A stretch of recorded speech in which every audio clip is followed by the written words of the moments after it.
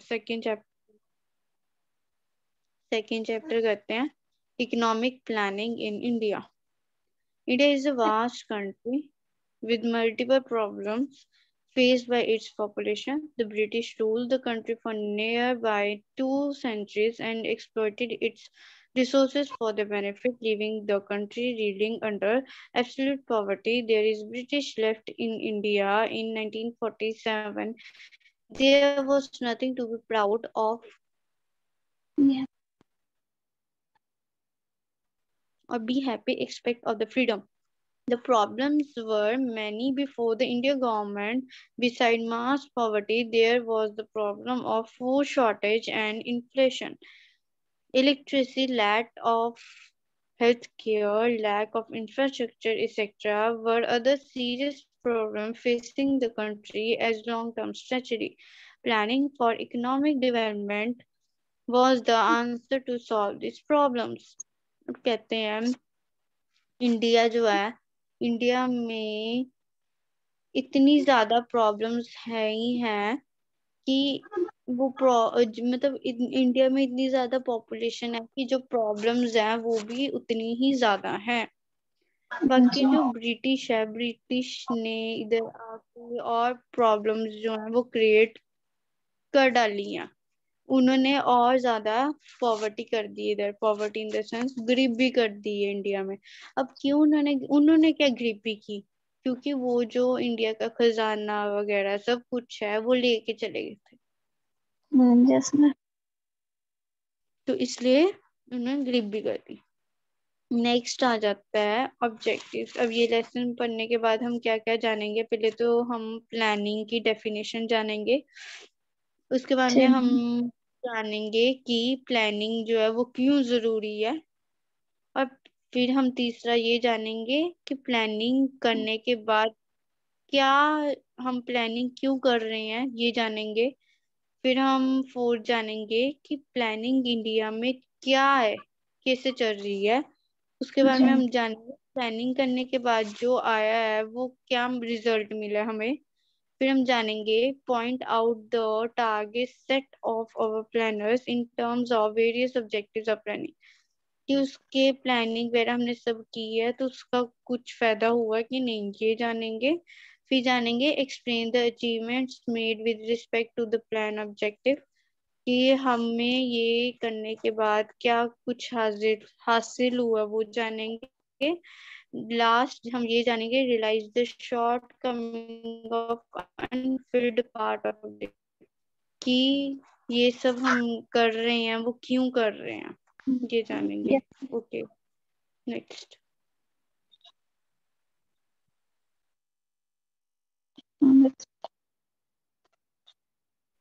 Okay, पहला की meaning of economic planning.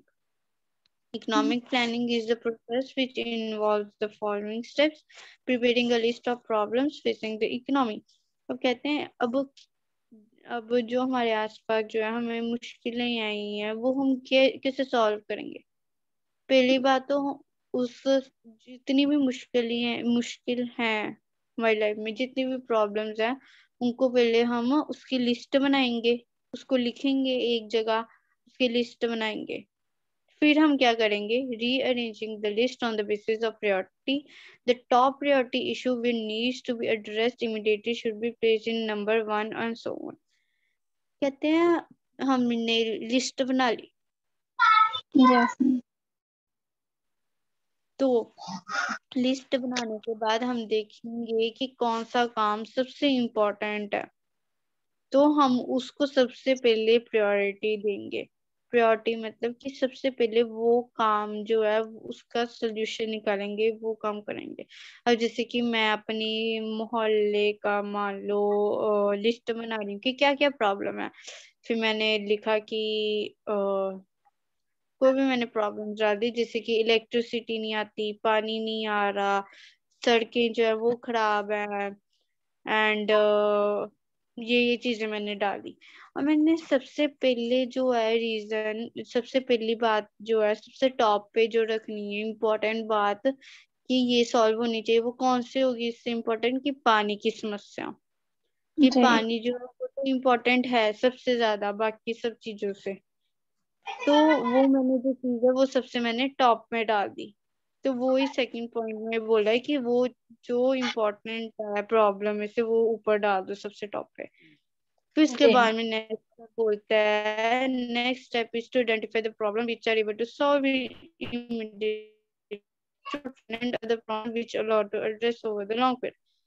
फिर कहते हैं देखो कि कौन सी प्रॉब्लम है वो जो जल्दी जल्दी खत्म हो सकती है, कौन कौन सी प्रॉब्लम है जिसको लंबा समय लगेगा सॉल्व होने में, वो देखो।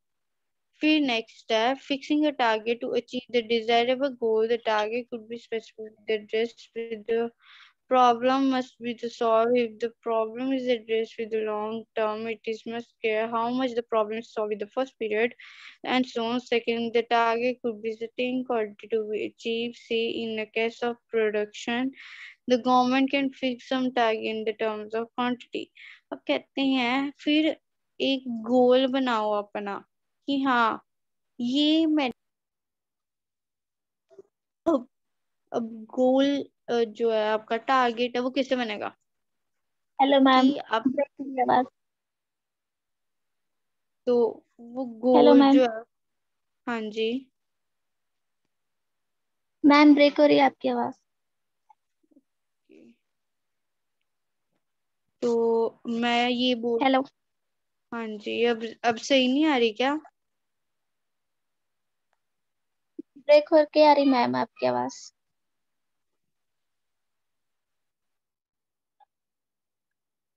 हेलो। हाँ जी अब सही आ रही है। जी मैम। ओके। तो मैं ये बोल रही थी कि फिर उसके बाद में आप देखोगे कि ये जो टारगेट क्या है, मतलब कि क्या गोल है कि मैं आप अब कोई दिन डिसाइड करोगे कि हाँ मैंने ये काम जो मैंने पानी का जो समस्या है उसको मैंने ठीक करवाना है, करवाना चाहे जो मर्जी हो जाए। फिर आप टारगेट बनाओगे कि मैंने नहीं पानी का जो है समस्या को वो ठीक करवाना है, करवाना है, और मैंने कब करवाना है वो आप दिन डिसाइड करोगे कि मैंने आज के आज, क्योंकि वो सबसे इम्पोर्टेंट है, तो इसे मैंने आज के आज जो है वो सॉल्व करवाना ही करवाना चाहिए जो मर्जी हो जाए। फिर आपने बना दिया ये टारगेट, ये बना दिया गोल, ये आप क्या हो गया गोल। फिर नेक्स्ट स्टेप आप क्या करोगे, estimating the amount of resources needing the achieving the target. Resources include financial resource, human resource, physical resource। अब कहते हैं अब क्या करोगे आप, जैसे कि हमने बना लिए, लिस्ट बना ली, फिर आप देखोगे कि मैं जल्दी से जल्दी ये काम कर सकता हूँ, और उस काम को फिर आप फटाफट पूरा करोगे जिस दिन का हमने दिन बोला है कि मैंने ये दिन, फिर मैं जैसे मैंने डिसाइड कर लिया कि ये इम्पोर्टेंट काम है पानी की समस्या, मैंने आज की आज ठीक करवानी है, तो आज के आज ही मैं ठीक करवाऊंगा, चाहे मुझे जो मर्जी करना पड़े, तो उसमें जो चीज को है वो करवा के ही रहूंगा। तो ये 5 चीज ही हैं जो कि बहुत इंपॉर्टेंट है अगर आप कोई भी काम करना चाहते हो। जी next.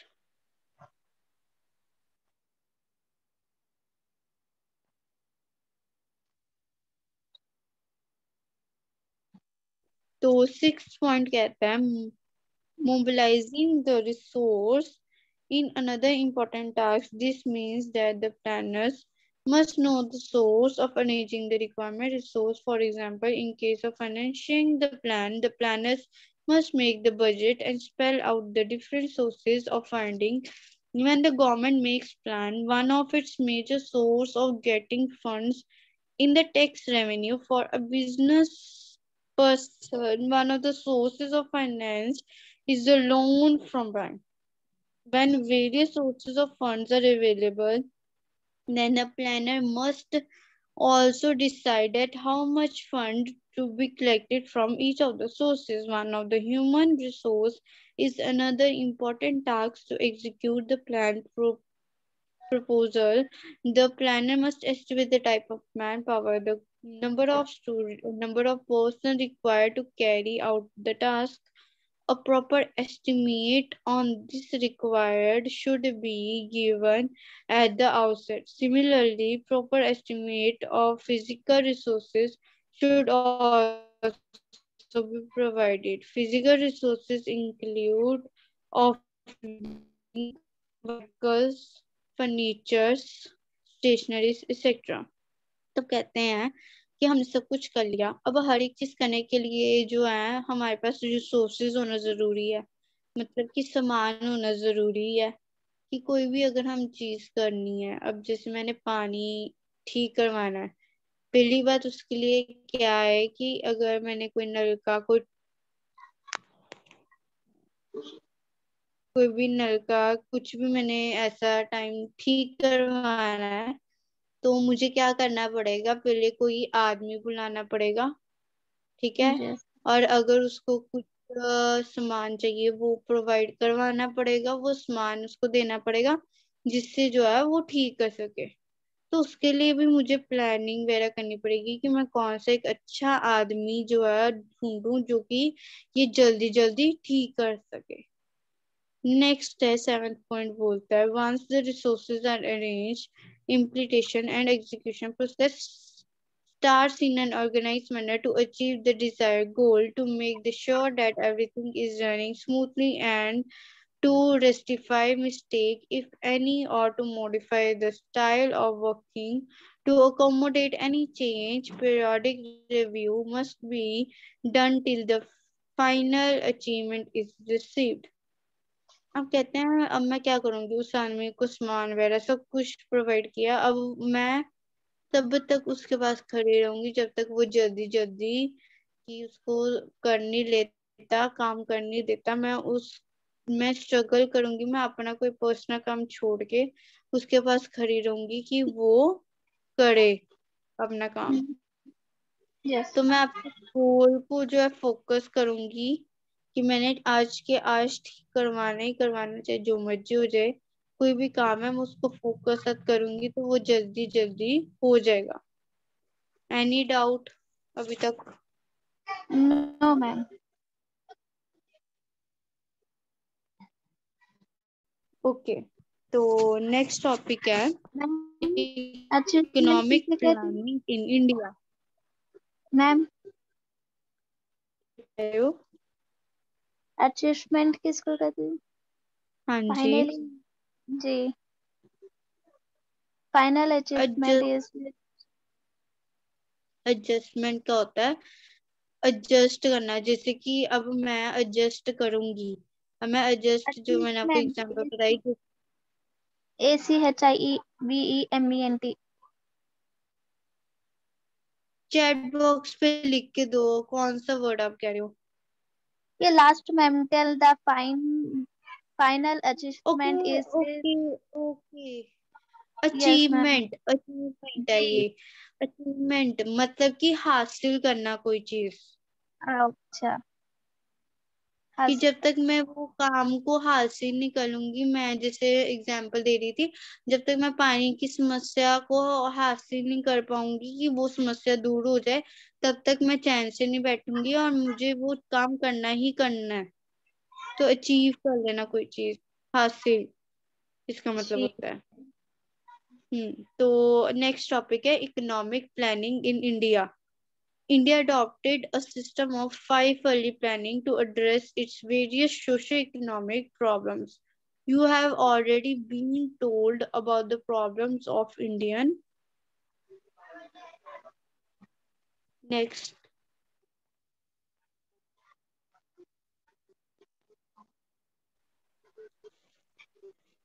Indian economy at the time of its independence.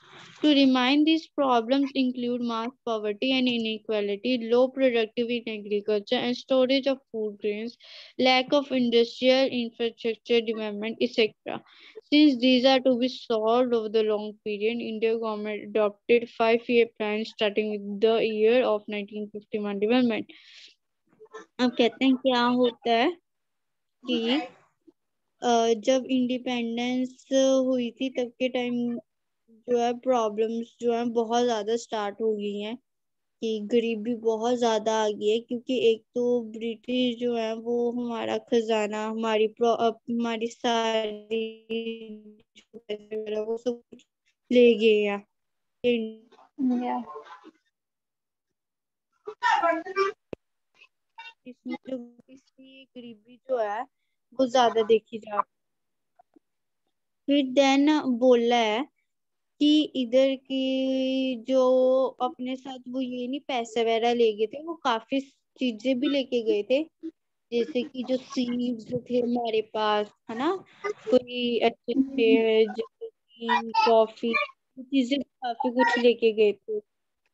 तो फिर चीजें भी लेके गए थे, उसके बाद में गवर्नमेंट ने प्लान किया, उसको नाम दिया गया 5 ईयर प्लान। क्यों? वो 1951 जो है वो प्लान तैयार किया गया था, इसलिए उसको 5 ईयर प्लान बोला गया। और 5 ईयर प्लान में क्या गवर्नमेंट कहती है, वो ये कहती है कि क्या क्या हम चीजें करें कि जो हमारे देश से जो गया हुआ सामान है वो दोबारा तो चलो आ नहीं सकता, वो सेव रहे, अब जो जितना है वो सेव हम रखें। उसके लिए हम क्या क्या करें, वैसे की मिस्टेक मत करें। आगे है, some of the great achievements of Indian planning include Jawaharlal Nehru, PC Mahalanobis, we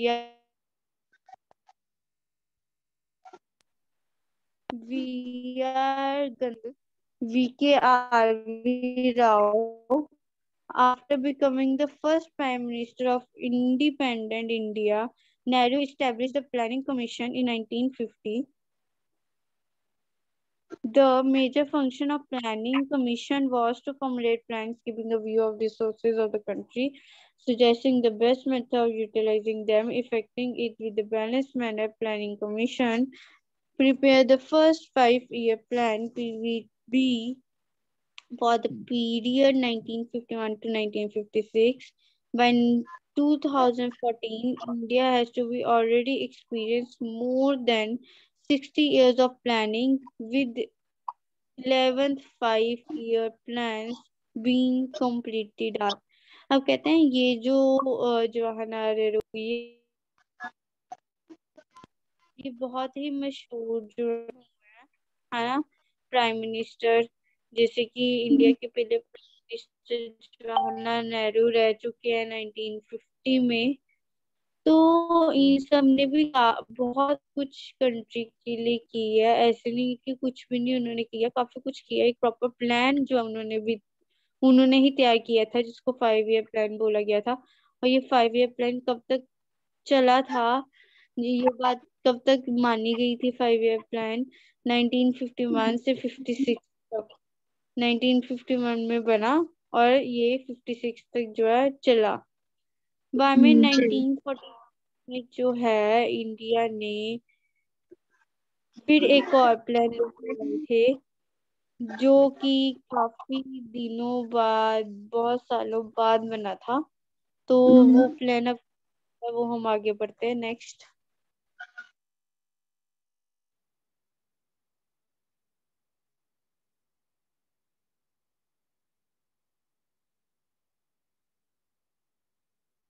okay, तो वो क्या बताते हैं कि वो प्लान का क्या मकसद था।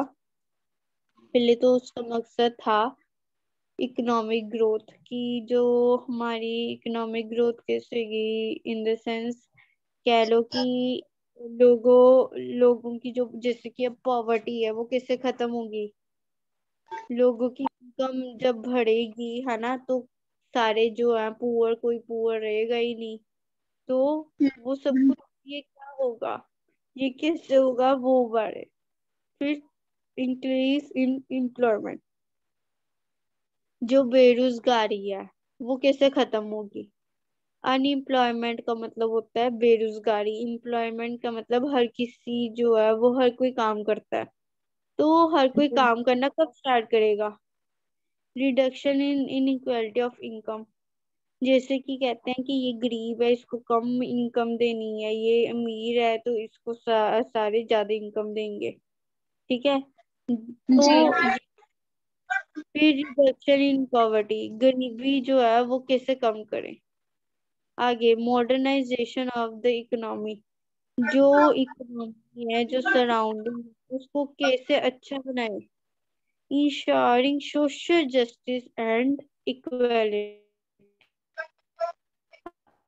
जाए इक्वालिटी को समझें,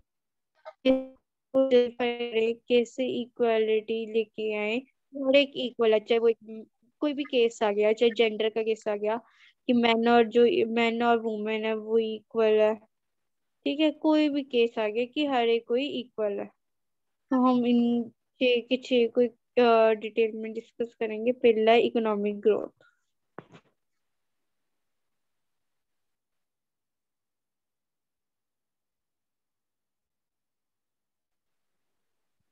ओके, तो इकोनॉमिक ग्रोथ का जो पहले बात टारगेट ये है कि वो जो इनकम है वो जो है सब नेशनल की, उनकी जो इनकम है वो,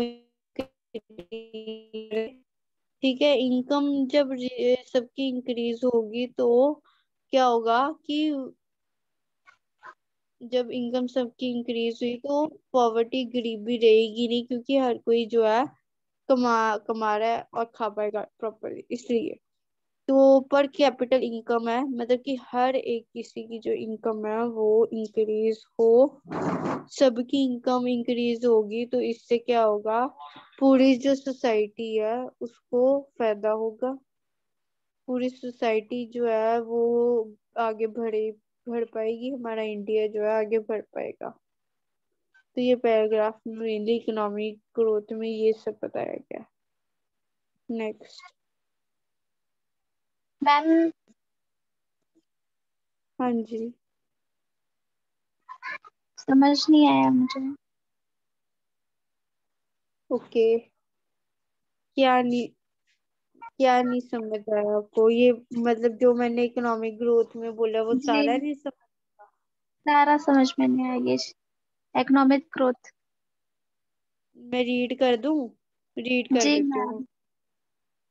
The objective of achieving economic growth implies that the real national income and per capita income must grow every year at a targeted rate. Real national income is a measure of national income at a given year's price or a constant price. Real per capita income is the average income of individual in the economy. It is argued that in the order to achieve higher standard of living for each individual, household and society as a whole, both per capita income and national income must grow in real terms.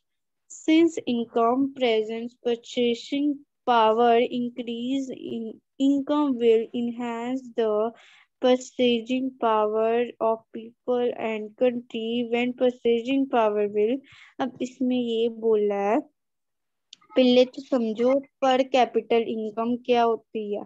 Per capita income का मतलब होता है हर एक इंसान की कितनी आमदनी है, कितनी इनकम है, वो कितना कमाता है, अच्छा। ठीक है। तो जितना जी। कमाता है, क्या वो अपने जो फैमिली के लिए उसके जो खर्चे हैं उसकी इनकम से हो जाते हैं complete.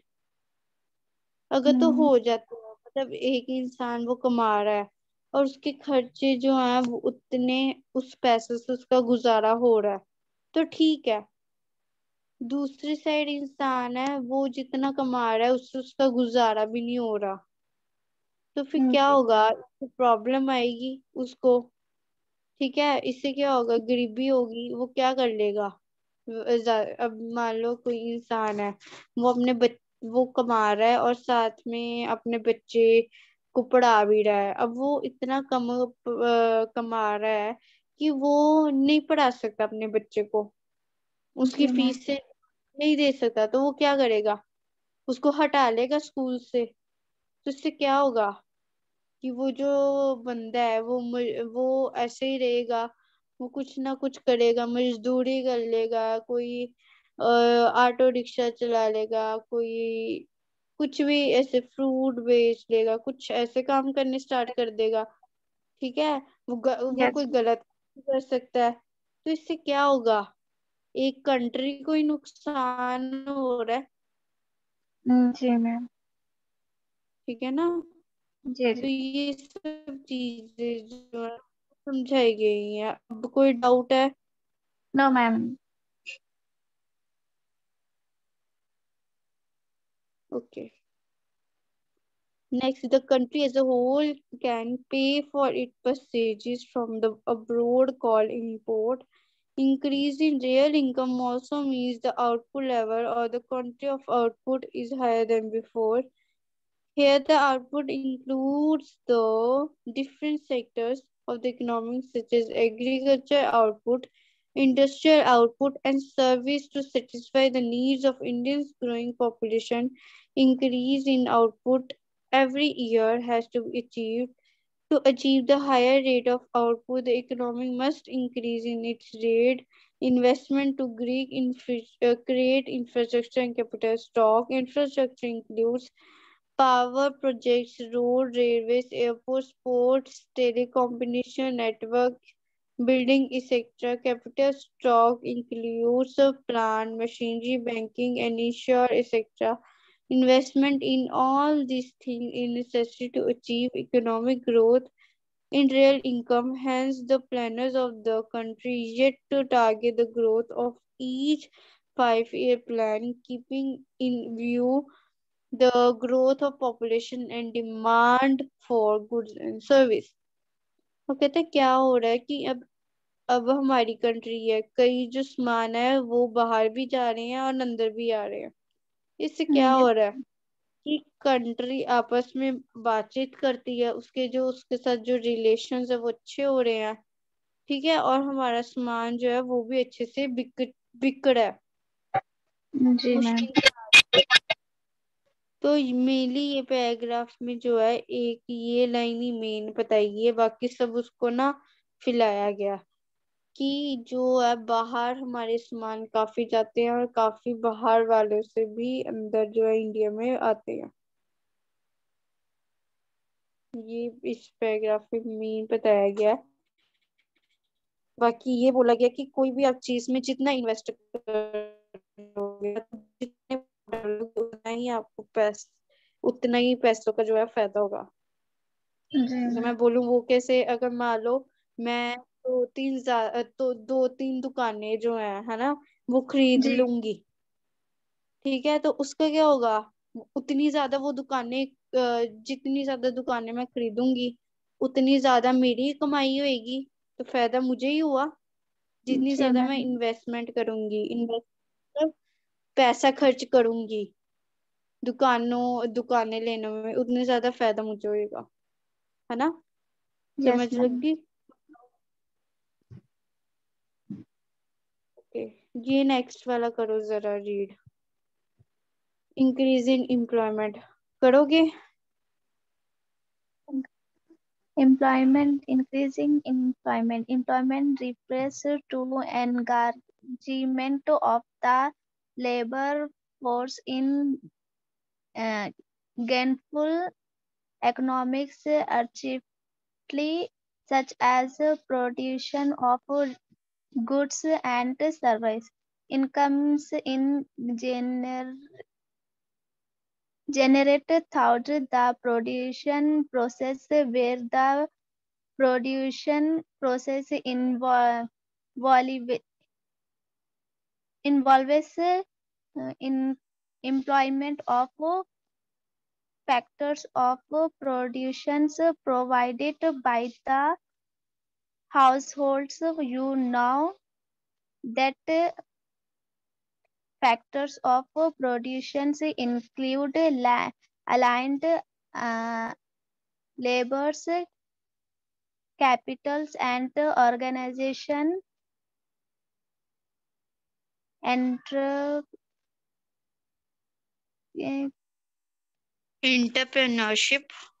entrepreneurship. These factors are owned by the households of the countries. As factors are scrape resources and needed to produce a good and service. It is important for the government to create opportunity where in the can be pro- properly used. Um, Analyzing the production capital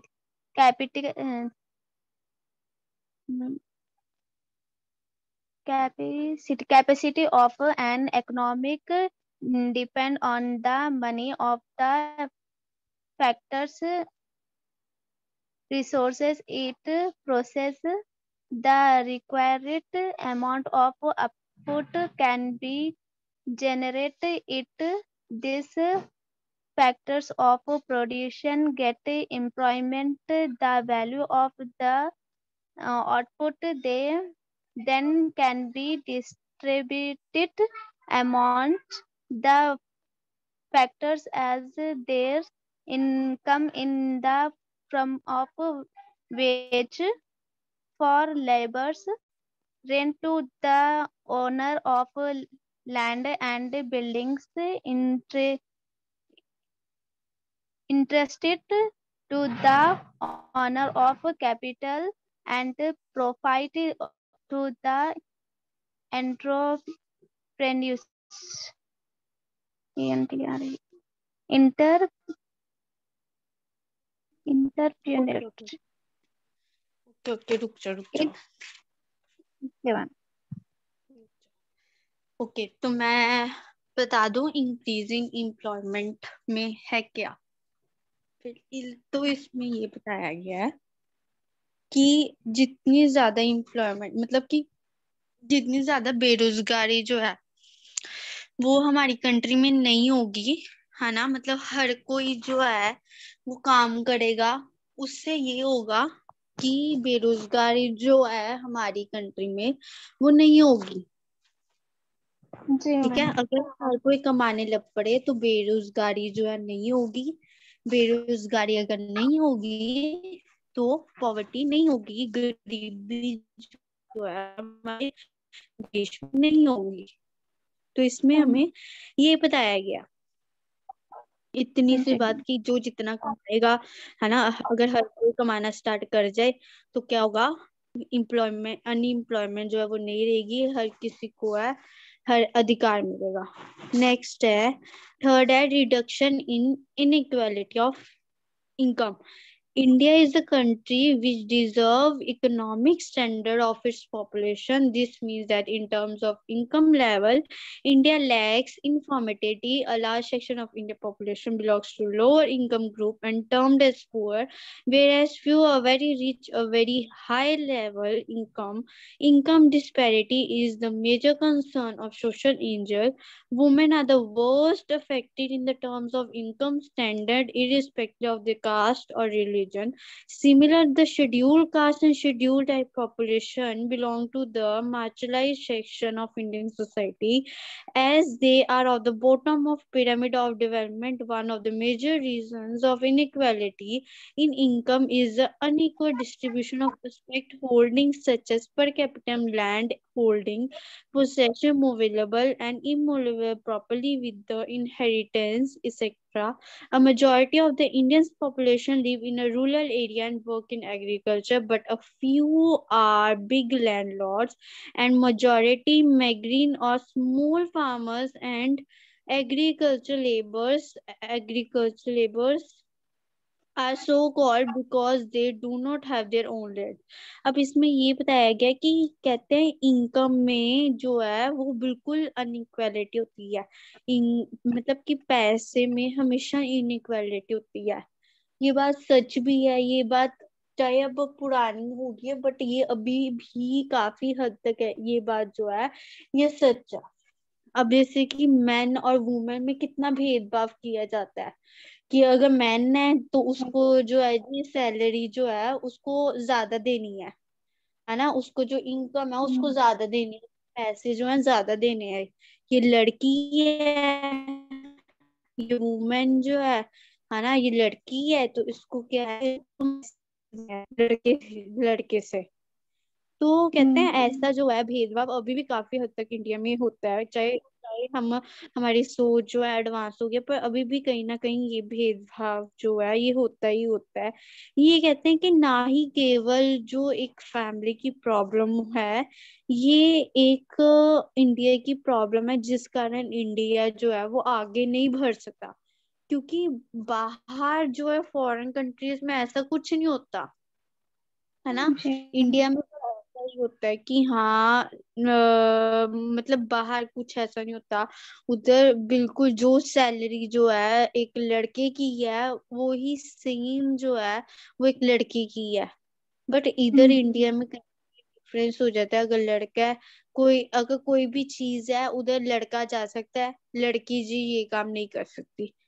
जब लड़का ये job कर सकता है, लड़की ये job नहीं कर सकती। तो कहीं ना कहीं जो है इनइक्वालिटी है ही है, मतलब कि इक्वल जो दोनों को नहीं माना जाता।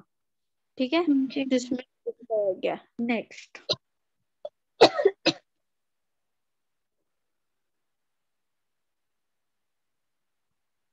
नेक्स्ट।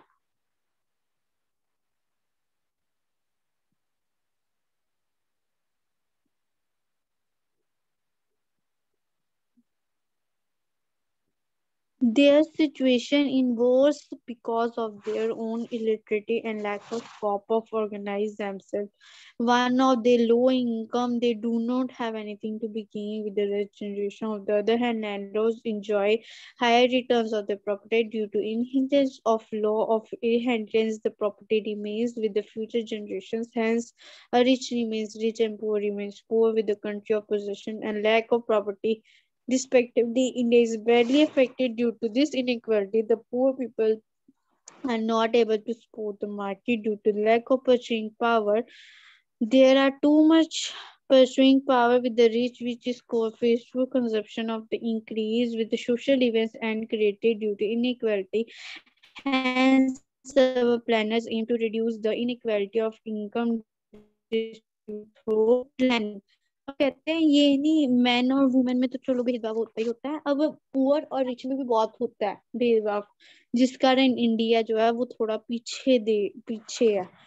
अब वो कहते हैं एक जो पुअर है, अब वो पुअर जो है वो नहीं अच्छा कमा रहा है ना, वो अपने बच्चों को प्रॉपरली पढ़ा नहीं पा रहा। इससे क्या होगा, जो उसके आगे आने वाली जनरेशन है, आगे आने बच्चों के बच्चे हैं, वो भी जो है वो इफेक्ट होंगे, है ना। वो भी नहीं पढ़े हैं, वो भी फिर कोई ऑफिसर नहीं बन पाएंगे, मतलब वो भी अच्छा नहीं कमा पाएंगे। तो जो रिच है, रिच का जो बच्चा है वो अच्छा पढ़ा लिखा है ना, वो पढ़ा हुआ है, तो क्या है वो कमाएगा अच्छा। ठीक है, तो वो कहते हैं जो है वो और रिच हुई जा रहे हैं और जो पुअर है वो और पुअर हुई जा रहे हैं इंडिया यस में। मैम। ये एक इम्पोर्टेंट जो है ये कारण है, इंडिया जो है वो थोड़ा पीछे जा रहा है, क्योंकि ये सब इनइक्वालिटी जो है वो इंडिया में अभी भी होती है। ठीक है, नेक्स्ट यस। पॉइंट आता है reduction of poverty. Another major objective of planning in India is reduction in poverty. All the time of independence, for the 50% of Indian population was poor. By the year 2014, by 27 and 28% of Indian population is under poverty.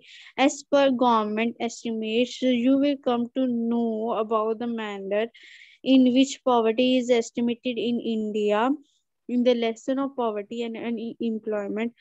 For the time being, let us confine our notion of poverty to the situation where in an individual is unable to satisfy his her basic minimum needs of life.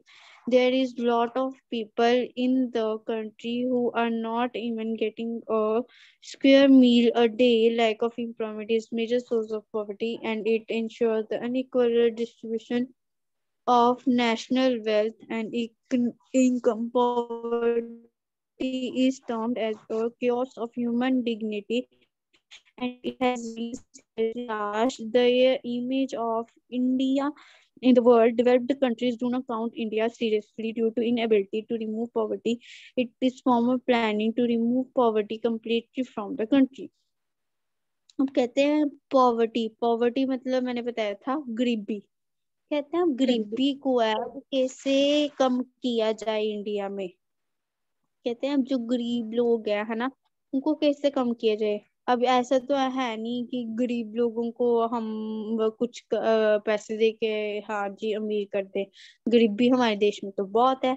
तो Yes. जो गरीब लोग हैं वो अपने आप को, अपने बच्चों को जो है वो पढ़ाएं, है ना, ताकि वो जो है आगे जाके कुछ अच्छा बन सके, एक कोई ऑफिसर कुछ कुछ अच्छा बन सके।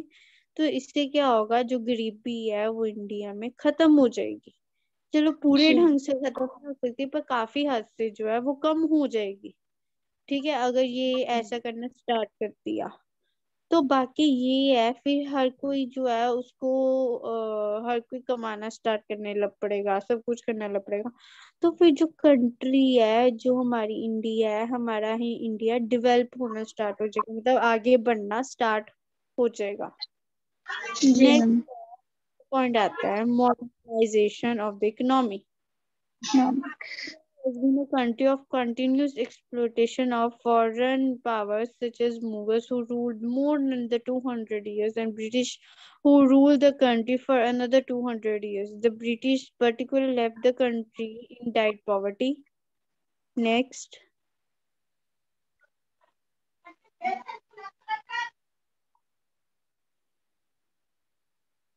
And under development, then they handed over the power of Indian government in 1947 because of historical reasons. Indian economy could be not reasoned with the tradition of the functioning. It remains an agreement economy and history backward. There is no development of the new technology, technological upgradation. Lack of modern technology is a major reason of Indian economy to suffer with the low productive of agriculture, lack of industry time of independence, and for many more years that the major contribute of Indian GDP because of the undersigned service center combined for the lack of the better education and skill development of the population and occupation structure of the remained based towards agriculture. Hence to reverse such trend it is necessary to change the structure. अब इसमें ये बोला गया है कि कहते हैं कि इंडिया में इतने फॉरेन जो है लोग आए हैं, उन्होंने कब्जे किए हैं, जैसे कि ब्रिटिश है 200 साल से भी ज्यादा उन्होंने हमारे ऊपर कब्जा किया। फिर मुगल्स उन्होंने भी किया, है ना, उन्होंने हमारे रूल किया, कब्जा किया, हमारी काफी चीजें जो ले गया। तो पॉवर्टी जो है, गरीबी, पहली बात तो यहाँ से स्टार्ट हुई थी कि जब जी ये लोग आए और कब्जा कर दिए। ये बातें हैं 1947 से पहले की, है ना, क्योंकि 1940 के बाद तो आजादी मिली हमें। तो ये सब चीजें हैं, ये तब हुई पहले, उसके कारण जो है हमारी गरीबी जो है वो थोड़ी इंडिया में मतलब चलती आ रही है तब की, क्योंकि उनके कारण। फिर उसके बाद में बाकी एग्रीकल्चर कारण, खेती बाड़ी कारण थोड़ा सा इम्प्रूव रहा है।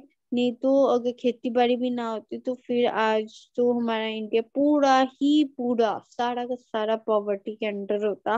पॉवर्टी, सारे सारे गरीब होते। ठीक है, जो थोड़ा बहुत अर्न कर रहे हैं, है ना, थोड़ा बहुत पैसा कमा रहे हैं, वो भी शायद ना ही कमा पाते। आगे जी फिर कहते हैं जीडीपी। जीडीपी का मतलब होता है ग्रोस डोमेस्टिक प्राइस, कि जो आमदनी है वो कितनी को होती है, इंडिया को कमाई कितनी को हो जाती है, जैसे टैक्स वगैरह हर किसी से ले लू के कितनी कमाई हो जाती है। फिर वो जी जो कमाई है वो हमारे ऊपर भी, आधी तो कमाई हमारे ऊपर ही रह जाती है, आधी जो है वो इंडिया के ऊपर लगाना ही पड़ती है उनको, है ना, जैसे कि एयर फ्लैग्स वगैरह, हर कुछ एयरक्राफ्ट, मतलब सब कुछ सब कुछ करना पड़ता है, वो उस पर भी लगा देते हैं। तो मतलब काफी कुछ होता है। तो ये स्टार्टिंग से ही जो है गरीबी वो चलती आ रही है जब से इन्होंने रूल किया है हमारे देश पे। Next. Ji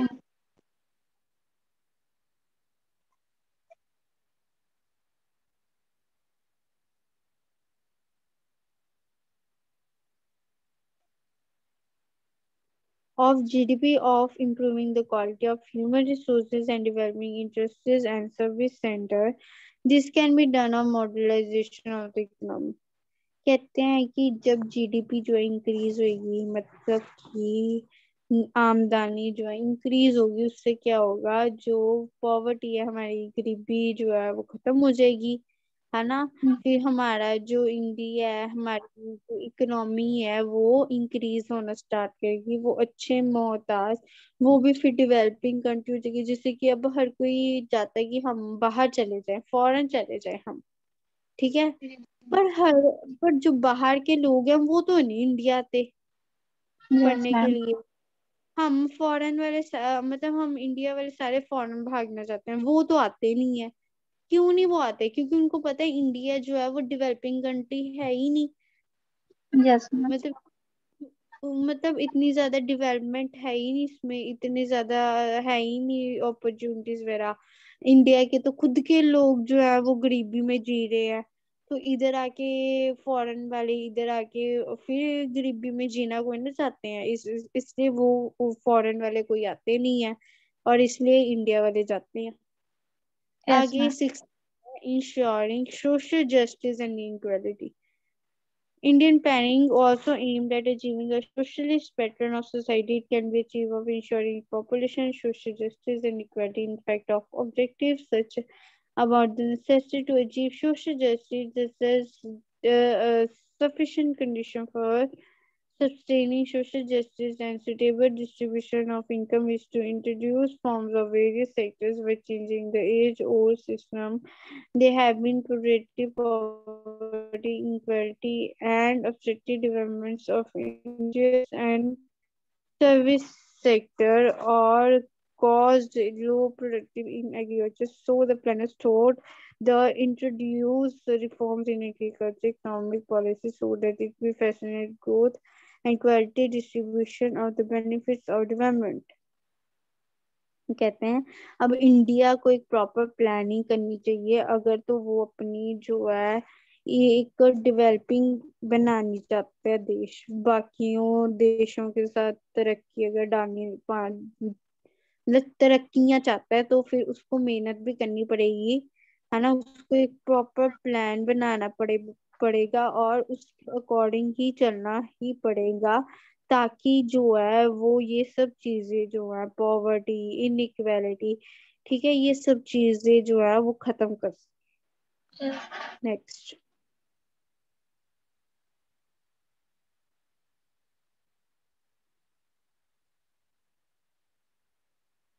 need for planning, कि एक हमें प्रॉपर जो है वो प्लानिंग चाहिए कोई काम करने के लिए। A major part of question about need of planning is being answered the meaning of planning itself described above. There we said the planning involves various steps of effective implementation and executive. In fact, the number of problems facing Indian economy is very high.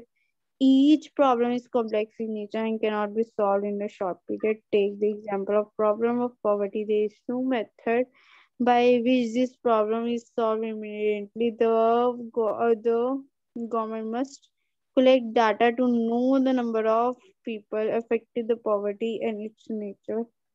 Collection of data itself is very huge task, keeping in a view in India's various geographical area and lack of accessibility in many areas in the democracy. The government is duty bound to formulate policies after proper debate and discussions, which takes time. The mobilization to educate resources and provision of, तो कहते हैं हर एक चीज जो जब भी हमने करनी है तो एक प्रॉपर जो है हमें है ना, एक प्रॉपर उसके लिए प्लान बनाना पड़ता है हमें, अगर हमें कोई भी चीज करनी है। अगर हमने Yes, मान लो गरीबी हटानी है, पॉवर्टी जो है हटानी है ना, तो हम उसके लिए भी एक प्रॉपर प्लान करना ही पड़ेगा। चाहे कोई भी काम करना है हमें उसके लिए प्रॉपर प्लान चाहिए ही चाहिए। ma'am. Yes, ma'am. Next paragraph,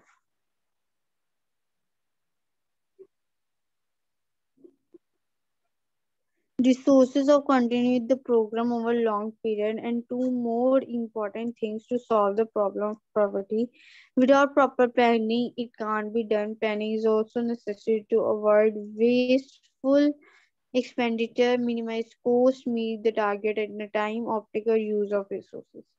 कहते हैं हम अब प्रॉपर प्लानिंग वगैरह, हमें प्लानिंग वगैरह तो सब कुछ चाहिए चाहिए, उसके साथ हमने ये भी चीजें देखनी है कि जो चीज जो है हमारे फायदे की नहीं है हम उसको अवॉइड करें, उसको हम उसमें जो अपना टाइम जो है वो यूज मत करें. Okay. Next strategy of planning. अब एक प्लानिंग करने के लिए जो है वो क्या करना पड़ेगा हमें. By strategy, we mean to use to correct approach, method, formula for achieving the target after under planning. In the first plan period of 1951-56, no specific strategy was adopted during this time. To the government of India has more emphasis of agriculture, keeping in view the impact of majority of Indian population depend upon agriculture. There, there was the immediate issue of adequate food grains supply to address food shortage. The first 5-year plan has the great success as the targeted growth rate was achieved. So India has in the position to adopt a long-term strategy for planning in future. The development strategy of according spelled out expenditure is the second plan period 1956 to 61. The strategy has to give emphasis on first industrialization. Within industrialization, more emphasis on heavy industries. कहते हैं यहाँ अब एक planning proper चाहिए, तो पहले planning जो थी बनाई गई थी गवर्नमेंट ने की थी, जो बनाई गई थी 1951 से 56, उन्होंने प्लान प्रॉपर बनाया था. पहले प्लान उन्होंने बनाया था खेती बाड़ी के रिलेटेड, उन्होंने प्लान बनाया था कि हाँ खेती बाड़ी जो है जो थोड़ी जो क्रॉप्स वगैरह है ना, फसलें वो बाहर जानी है, वो सब कुछ देखना है सब कुछ. तो उन्होंने उसके बारे में प्रॉपर प्लानिंग बनाई थी पहली. तो उसके बाद में उन्होंने प्लानिंग बनाई थी 1956 से लेके 61 तक. तो अब इन प्लानिंग इन मकसद क्या था. पहला था इंडस्ट्रियलाइजेशन, उसके बाद था within industrialisation for more emphasis on heavy industries. कहते हैं पहले बात तो उन्होंने बोला था इंडस्ट्री जो है ना, वो कैसे प्ले रोल करती है उसके बारे में. दूसरा जो इंडस्ट्रीज है उससे कोई प्रभाव पड़ता है, अगर पड़ता है तो वो क्या है उसके बारे में. Next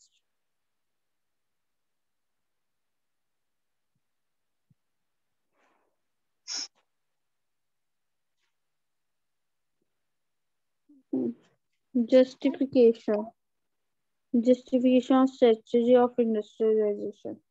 In order to address the problem related to poverty, employment, economic growth, self-reliance, the Indian plans adopt strategy of industrialization in the country in general and establishing heavy and basic industries in particular.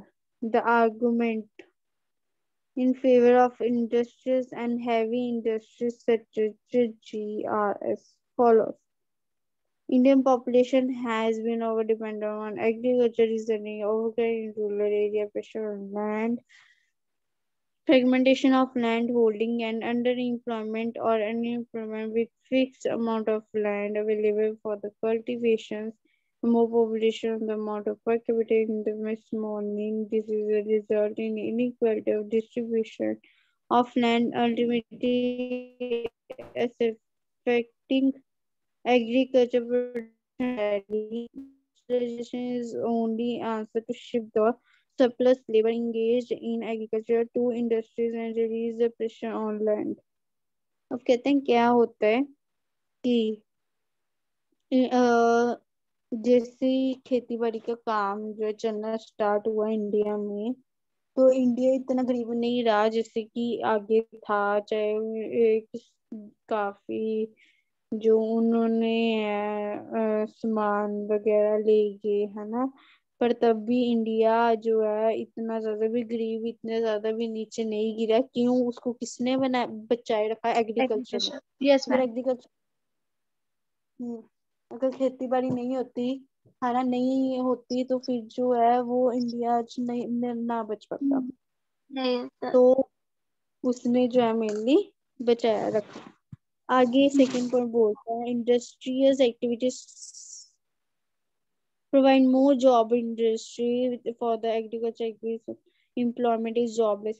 तो कहते हैं कि अब जैसे कि जितनी ज्यादा industry factories वगैरह होंगी, उससे क्या होगा, लोग जो है, अब इंडस्ट्री अगर मान लो किसी ने इंडस्ट्री खोली है, अब उसके लिए मजदूर वगैरह भी चाहिए, लोग भी चाहिए उधर काम करने के लिए। तो इससे क्या यस। होगा, लोग जो है उनको जॉब मिल जाएगी। जॉब मिलेगी तो वो कमाएंगे, इससे क्या होगा, गरीबी जो है थोड़ी कम हो जाएगी। यस। फिर उसके बाद में है, industrialisation is necessary from the growth of agriculture itself. Industry use raw material for agriculture. Agriculture sector needs in general requirement. कहते हैं अब जैसे कि जो है खेती बाड़ी की है ना, अब इंडस्ट्री जो है वो एग्रीकल्चर में भी बड़ा जो है मदद करता है, खेती बाड़ी में बहुत ही मदद करता है एग्रीकल्चर। मतलब इंडस्ट्रीज जो है वो बहुत ही मदद करती हैं एग्रीकल्चर में भी, कि वो सब यस। फिर उसके बाद में आपको बोला गया है, establishment of basic and heavy industries must be given priority। हम कहते हैं जिसकी ज्यादा अच्छी एग्जांपल्स देखते हैं इसकी पहले तो। नेक्स्ट,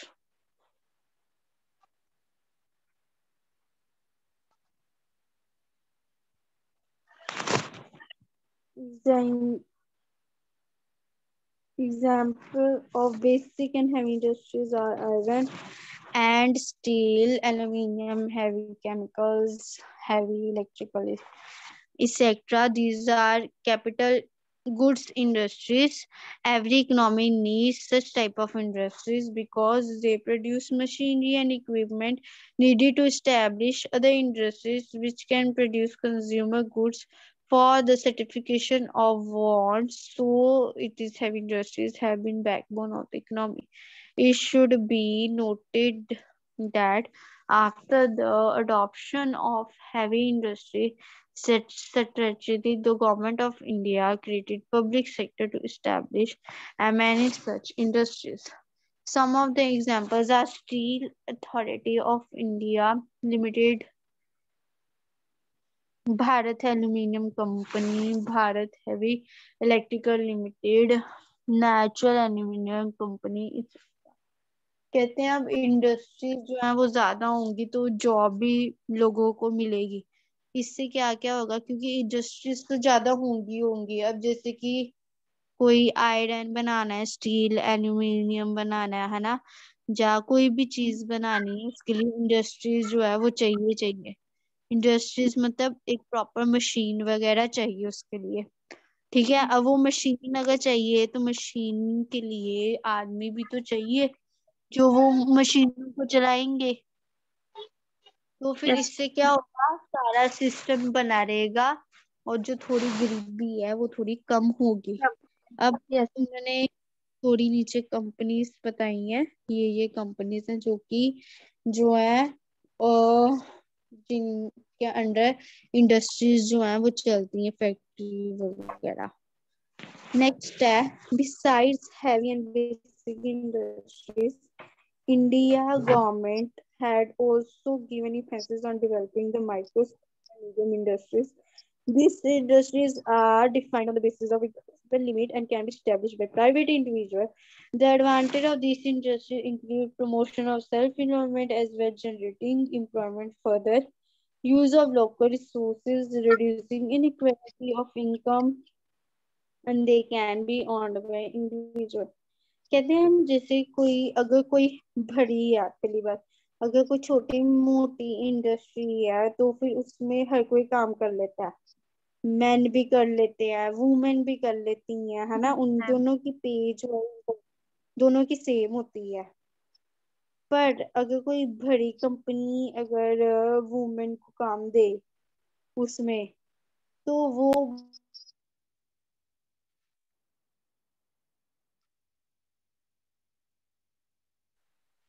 जो है बहुत सोच समझ के देती है काम उसको, क्योंकि बहुत सोच समझ के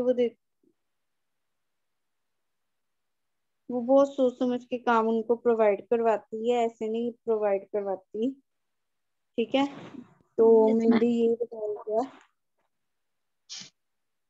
तो आज के लिए फिर इतने ही करते हैं।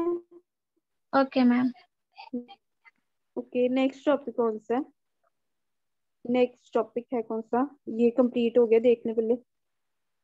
ओके, न्यू इकोनॉमिक पॉलिसी, ठीक है ठीक है। ओके चलो ठीक है, फिर हम ये नेक्स्ट क्लास में स्टार्ट करते हैं, ठीक है। Okay ma'am. Okay bye. Ma'am.